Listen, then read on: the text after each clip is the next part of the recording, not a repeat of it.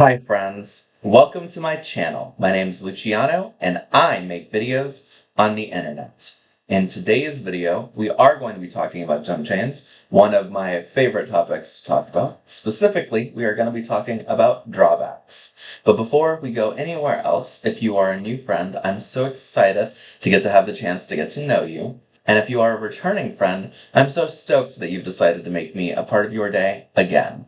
Let's go ahead and scroll on down through this glossary of terms for jump chain by Healthy Dragonfly and take a look at how it defines drawbacks.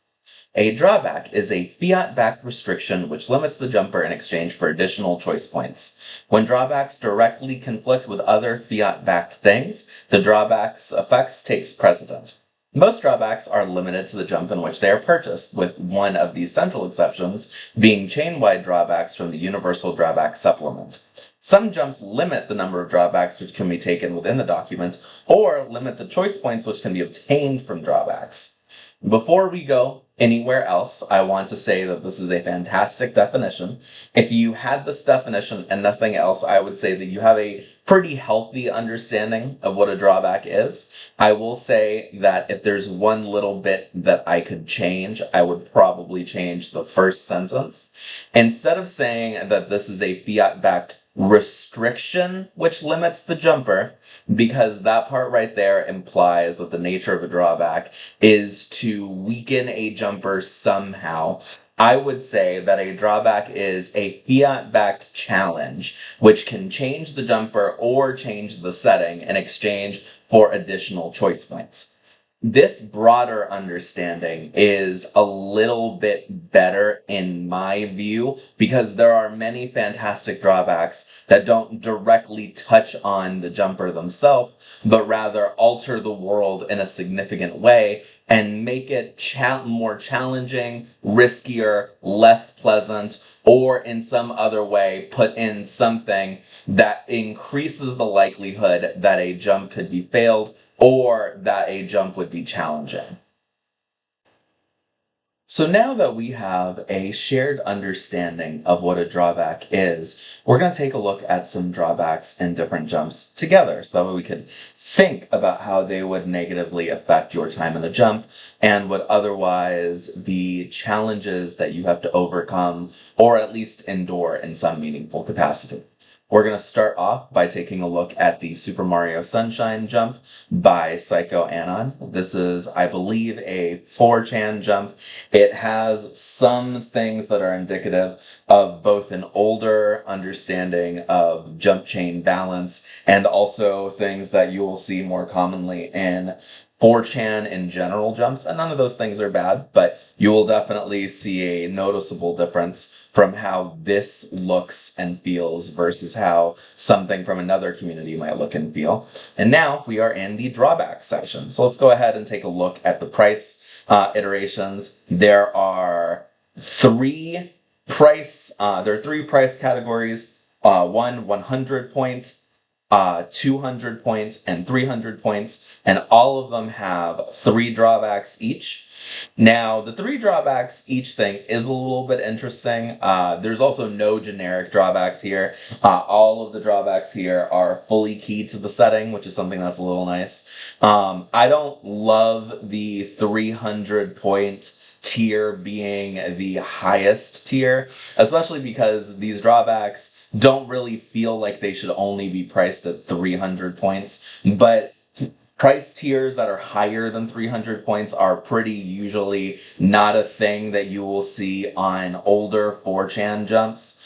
In newer 4chan jumps, you'll usually see them at least sometimes, but you won't often see them in the oldest ones.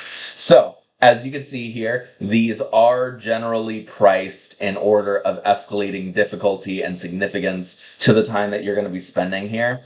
One of the first ones is gingivitis. This is just gingivitis. It is unfortunately something that is fiat-backed, so you can't overcome it by itself. That's unfortunate, but it's also something that can be handled pretty easily if you just wear a mask, or if you have some way of controlling air and making it so that the stinky air doesn't reach you. But obviously controlling air is not a thing that you're going to be able to find super easily in this particular jump, because there's nothing here that gives you that ability. If you go take a look at the 200 price tier, then you are going to see something like obvious weakness. Whenever you are in a fight, a giant's intangible arrow will point at a weak spot on you, and this weak spot is gonna suck to get hit in. This one is really weirdly worded, because I don't know if this actually affects you in a meaningful negative way or if it just causes you pain. If you have something that makes you otherwise invulnerable, I don't know if getting hit here would actually put you in danger of, not being a living person anymore, or if it's just something that would make you feel incredible pain. That sort of ambiguous wording is definitely something that people could cheese, which is just unfortunate.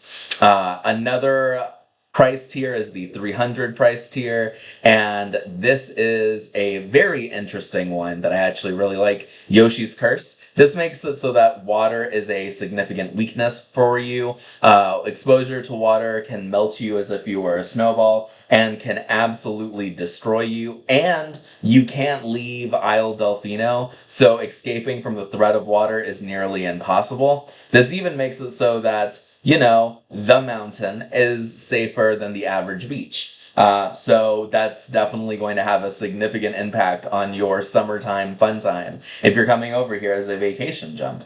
Definitely something to keep in mind if you want to come over here and look at this. I do really like how none of these drawbacks are generic. I think it's fantastic that all of these drawbacks are specifically keyed to the setting in ways that make sense. It's just really nice, even though I don't love the prices that were given to some of these perks, to some of these drawbacks, because some of these are absolutely heavier than the price here would suggest. We are now in Generic Spy Thriller, which is a jump that people who have followed the things that I've created, whether you are following my writing or you are following my videos, are definitely going to be familiar with. This is a jump by Black Shadow, a very well-known jump maker from multiple communities. We are not going to be taking a look at the jump super in-depth because I've already done a video on that. Instead, we're going to be taking a look at one of the drawbacks. Published, which gives you 200 points, is a very fascinating drawback. This is a much more unique variant of a very familiar type of generic drawback that usually has some variation of the title, The Enemy Knows You, or Dossier, or something like that. And what those drawbacks do is they make it so that your foes know your abilities. That is very interesting, and there absolutely becomes a point where that is essentially free points, because it means that any enemies you have know that there's just nothing they can do to you. If you have spent a bunch of time in magical fantasy worlds and all of a sudden you go to a fairly normal setting like this one where things are mundane, but things are just a little bit silly due to genre conventions, then an enemy who has the benefits of knowing you just knows all the ways that they cannot stop you if you decide to make them your foes. Published is more unique because it makes it so that everyone knows the stuff that you can do rather than just your enemies. Now, there is some ambiguous wording that people could try to pick up on. I will always go for the more negative readings of this. But you could say, oh, just because there's a series of books on your adventures and all of that stuff doesn't mean that they're popular. Just because they exist doesn't mean that people read them. I'm going to always strive to take things in the faith that in the general connotation and context of what the author meant. So I'm going to assume that these books are reasonably popular and that the people who are interested in you in one way or another will find these books and will read them, and that at least some of those people will believe them. Just because people have these books doesn't mean that they actually believe that they're true, but this drawback's actual danger level really depends on the sort of jumper that you are and whether or not you've taken any other drawbacks. If you've taken first day, which reduces you in ways that are very interesting for power lockout drawbacks, because this actually does not say that it reduces you to your body mod, which is usually what these kinds of drawbacks do, and instead says that it takes away all of the stuff except for the stuff that you purchase here. First day coupled with published becomes very dangerous. Another one that is potentially a very interesting combination is if you take published and hunted at the same time, because a bunch of enemies will want to try to mess you up, and now they'll know whether or not that is something they could do. Because what I'm going to do is I'm going to make the drawbacks a little bit meaner, and I'm going to make it so that anyone who wants to hunt you knows that there are books about you. That said, published by itself, how dangerous it is really depends on the sort of jumper that you are and your abilities. If you have perfect shapeshifting where no one can detect you, the fact that enemies know about your perfect shapeshifting doesn't actually protect them from it. If you have mind control, the fact that your enemies know that you can control minds does not actually stop you from being able to control their minds unless you have some sort of very unique conditional mind control or something like that.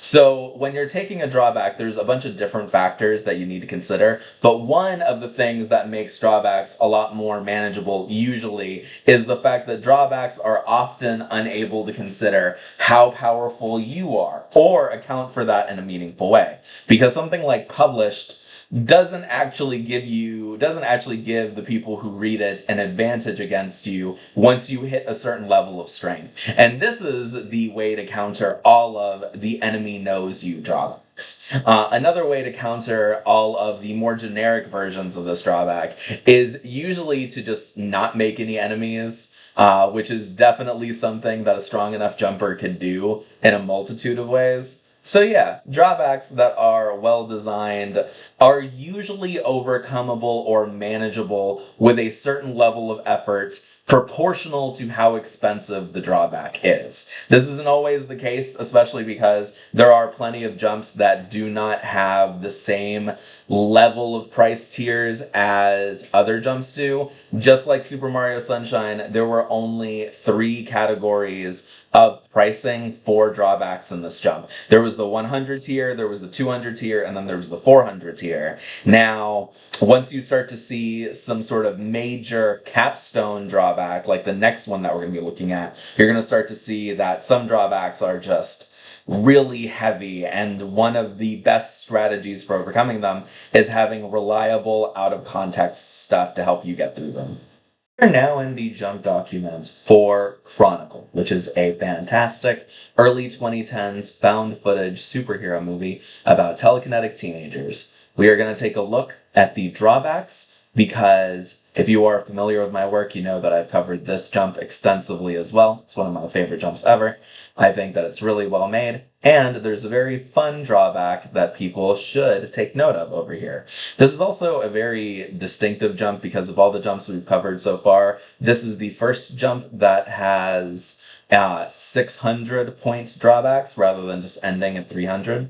There are 2 600 points drawbacks. Short end of the stick, which just sucks. This is just bad. I honestly think that this is much worse than the lunchtime drawback, just because there's no easy way around it. There's absolutely nothing that you could do short of just not interacting with people.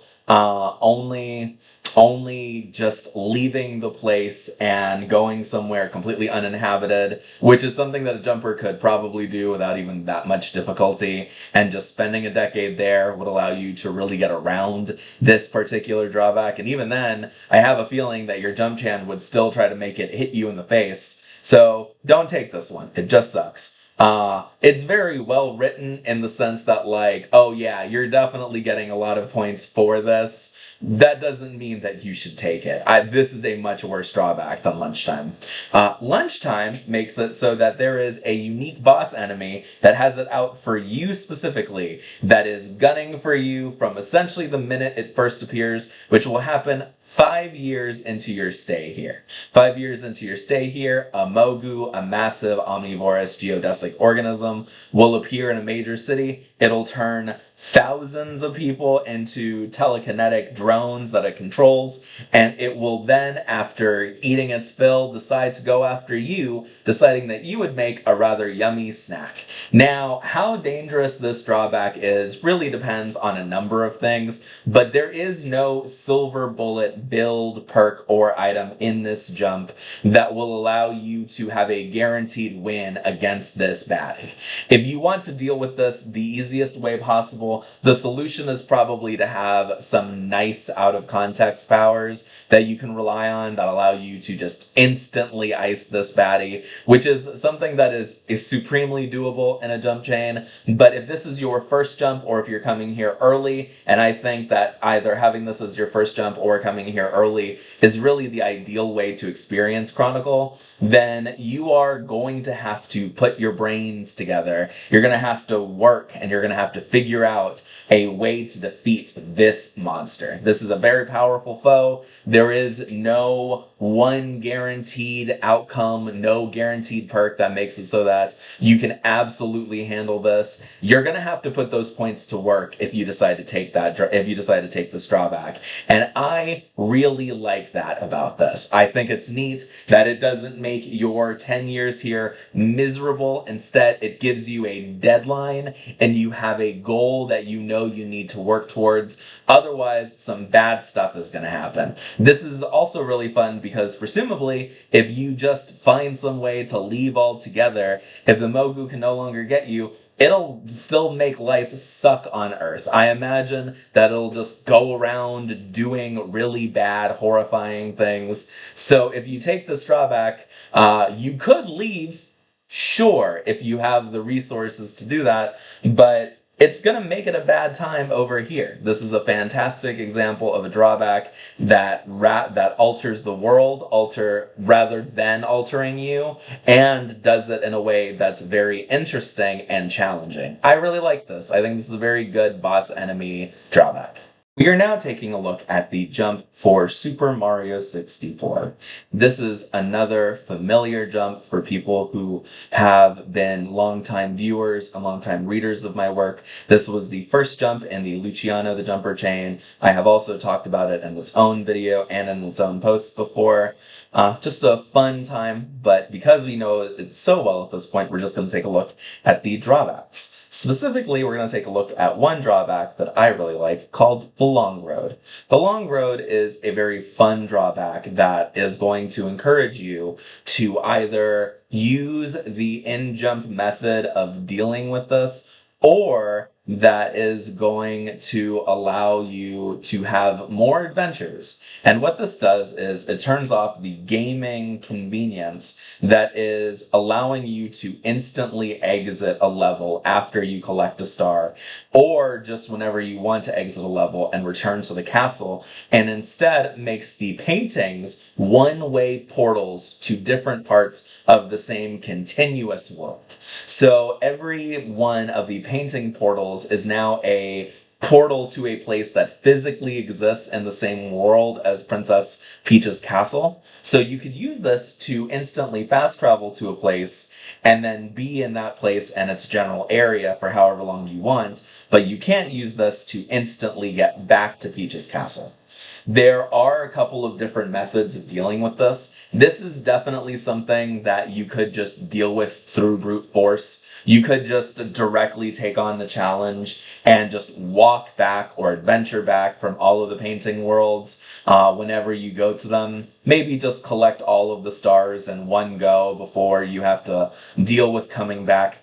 Or you could use some sort of out-of-context method. You could be super fast. You could have some sort of fast travel ability. You could have flights, and all of those things would significantly help trivialize this challenge. You could also have something like a vehicle that could help. Or you could have the in-jump method of dealing with this, which is a plumber item called Warp Pipe.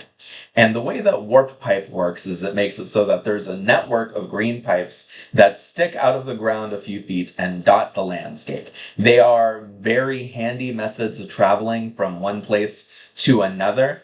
And the way that they work is when you enter them, you'll be transported into a cave system of sorts with a few weak, simple enemies and some simple parkouring for you to do that scales and becomes, at the very least, longer the more of a distance you have to travel. If you were traveling from one part of Princess Peach's castle to another, for example, it would probably just be a few Goombas, maybe a Koopa, and one pitfall, and then all of a sudden you see the pipe that you're looking for on the other side of the castle. If you were traveling from, let's say, Mario's house to one of the painting worlds, it would probably take, if you're going to one that is presumably relatively close by, like maybe Bomb Bomb Battlefield, it would probably take you 3 or 4 pitfalls, a bunch of different enemies, and some nice parkouring, but wouldn't take you very long. And it would definitely be faster than physically walking to the battlefield or walking back from the battlefield. Not every drawback that is key to a setting is going to have an item or a perk that so succinctly deals with the problem that the drawback creates, but sometimes they will be clearly keyed together and be very handy ways of encouraging you to take on extra challenges in exchange for getting something cool that follows you for the rest of your chain. Now, obviously, the warp pipe item is something that is going to go out of, not quite style, but it's something that's going to lose some of its utility if your jumper collects a whole bunch of powers and gradually becomes stronger. But if your jumper stays at the same relative level of power for a whole chain, this can be a very handy way of dealing with a problem, which could be something like, oh, there's huge distances between where you are now and where you really need to be, and you need to get there fast, but you don't have super speed. So this is a very fun way of pairing together drawbacks and perks or items, and it's very nice that this doesn't actually completely do away with the challenge of the drawback. This is still going to take you longer than just instantly willing yourself back to Princess Peach's castle, and it's still going to be riskier. It's just going to be less of a challenge and less risky than it otherwise would be. So as you can see, drawbacks are an interesting and important part of creating complex builds. They are something that jumpers should be willing to tackle, although obviously every jumper is going to have different reactions to drawbacks. I definitely think it would be kind of fun to see what sort of chain someone would be able to come up with if they made it so that they cannot take any drawbacks. So that they always get the normal 1,000 point stipend, but they can never take on drawbacks. Whether it is an in-universe thing of their jumper being extremely averse to taking on drawbacks, to the added risk and all that, or it's something that their benefactor just smacks them with and says, I really like you, but you have to design builds that are only 1,000 points, that only have 1,000 points in them. I think it would be very amusing to try and see that, but I was actually much more negatively inclined to drawbacks when I first started doing jump chain things. I did not like them. I didn't like writing them. I didn't like taking them on. And I have very recently, not very recently, but over the course of the last year or so, my attitude on drawbacks have shifted. I still don't like writing them. They're definitely my least favorite part of making a jump document, but I think that it's very interesting to see what sorts of builds people can devise when they are fully allowed to do drawback stuff and they're allowed to take on the added risks, get the extra points, and are encouraged to create builds that are as diverse and are as handy as they possibly could be. I really like at least studying drawbacks now, even if it's still far and away my least favorite part of actually designing jumps. I hope that you are able to think of how drawbacks could interestingly affect your stories in ways that go beyond, oh, LOL, my jumper is going to have a bad time because I hit them with this awful drawback, but rather something that's like, oh yeah, I'm going to encourage my jumper to grow and to engage thoughtfully with a setting by making it so that they have a harder time, but in exchange, they get more cool stuff and they get to keep more cool stuff going forward. I think that taking on drawbacks judiciously, cautiously and thoughtfully is something that can really strongly encourage jumper growth and is something that really helps tell compelling stories in jump chains. I'm going to go ahead and end the video here, but I hope that you enjoyed this discussion of drawbacks, and I can't wait to talk to you again in the future. Bye-bye, everyone!